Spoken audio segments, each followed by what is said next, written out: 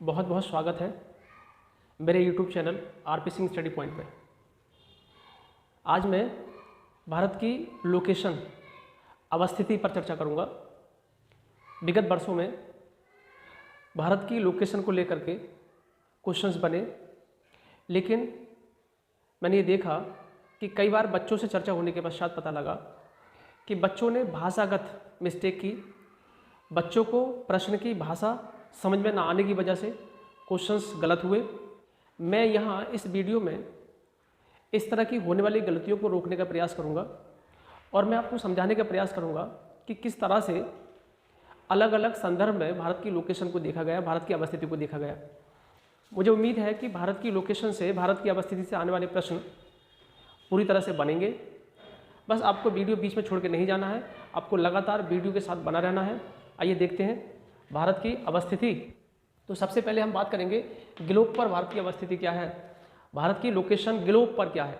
तो देखिए मैं यहाँ पर बता रहा हूँ आपको, ये एक वृत्त है जिसे हमने ग्लोब माना है। इस ग्लोब के बीचों बीच से एक लाइन हम खींच दें तो ये लाइन 0 डिग्री अक्षांश हो जाती है, 0 डिग्री अक्षांश कहलाती है। ये रेखा भूमध्य रेखा भी कहलाती है, भूमध्य रेखा। ये रेखा पृथ्वी को 2 बराबर भागों में बांट देती है। इसे हम उत्तरी गोलार्ध कहेंगे और इसे दक्षिणी गोलार्ध कहेंगे।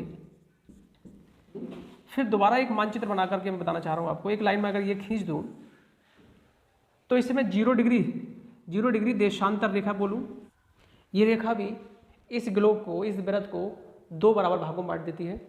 इधर देखें तो पश्चिमी गोलार्ध बन जाता है ये, और ये पूर्वी गोलार्ध बन जाता है। तो इस तरह से भूमध्य रेखा अर्थात 0 डिग्री अक्षांश ने इस वृत्त को 2 गोलार्धों में बांट दिया, एक उत्तरी गोलार्ध और एक दक्षिणी गोलार्ध। वहीं 0 डिग्री देशांतर की बात करें तो इसने भी इस गोले को 2 भागों में बांटा है, एक पश्चिमी गोलार्ध, एक पूर्वी गोलार्ध।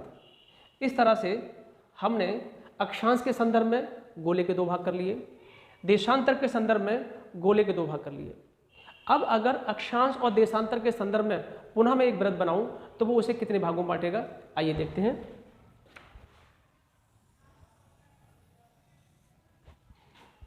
ये अक्षांश रेखा है और ये देशांतर रेखा है। अब मैं पहले अक्षांश के संदर्भ में बात करूं तो ये उत्तरी गोलार्ध है और ये दक्षिणी गोलार्ध है। इसका मतलब ऊपर उत्तरी दोनों में कॉमन होगा। वहीं दक्षिण में देखें तो दक्षिणी ये कॉमन होगा। अगर मैं देशांतर के संदर्भ में बात करूं तो यहाँ पर ये पश्चिमी, ये भी पश्चिमी, ये पूर्वी और ये पूर्वी। इस तरह से अक्षांश और देशांतर को एक साथ रख करके इस वृत्त को मैंने 4 भागों में बांट दिया। इसे मैं 4 दिशा के आधार पर बोलूँगा, उत्तरी पश्चिमी गोलार्ध, उत्तरी पूर्वी गोलार्ध, दक्षिणी पश्चिमी गोलार्ध और दक्षिणी पूर्वी गोलार्ध। अब यहाँ पर हम देखेंगे भारत की लोकेशन क्या है, भारत की अवस्थिति क्या है।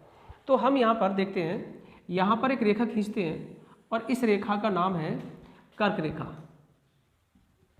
कर्क रेखा, ये रेखा कितने डिग्री पर है, 23.5। ये लोकेशन भारत की है, अर्थात कर्क रेखा भारत के बीचों बीच से गुजरती है। इस आधार पर यदि हम भारत की लोकेशन देखें तो भारत नॉर्थ ईस्ट में, उत्तरी पूर्वी गोलार्ध में आता है। ग्लोब पर अवस्थिति की बात हम करें तो भारत किस गोलार्ध में आता है, तो भारत की अवस्थिति उत्तरी पूर्वी गोलार्ध में है। उसके बाद दूसरी बात यह है, एशिया महाद्वीप में भारत की अवस्थिति देखेंगे तो हम क्या करते हैं, अब हम एशिया महाद्वीप को देखते हैं। ये मैंने प्रतीक चित्र बनाया है ताकि थोड़ा समझने में आसानी हो जाए। हम यहाँ ये जानने का प्रयास करेंगे कि एशिया महाद्वीप के संदर्भ में भारत की लोकेशन क्या है, एशिया महाद्वीप में भारत की अवस्थिति क्या है। तो भारत की अवस्थिति कि भारत एशिया महाद्वीप के दक्षिण मध्य में अवस्थित है। ये देखिए, भौतिक संरचनाओं को ध्यान में रखते हुए भौतिक अवस्थिति देखनी है। आइए देखते हैं यहाँ पर जो ये वाला एरिया है इसे हमने क्या बोला है, इसे बोला है हमने अरब प्रायद्वीप। अरब प्रायद्वीप भारत के पश्चिम में अरब प्रायद्वीप है, और अगर पूरब में देखें तो हमने इसे बोला है इंडो चीन प्रायद्वीप। ये देखिए, तो भारत अरब प्रायद्वीप तथा इंडो चीन प्रायद्वीप के मध्य में स्थित है कि ये जो रेखाएं हैं ये ताप कटिबंधों को शो करती हैं।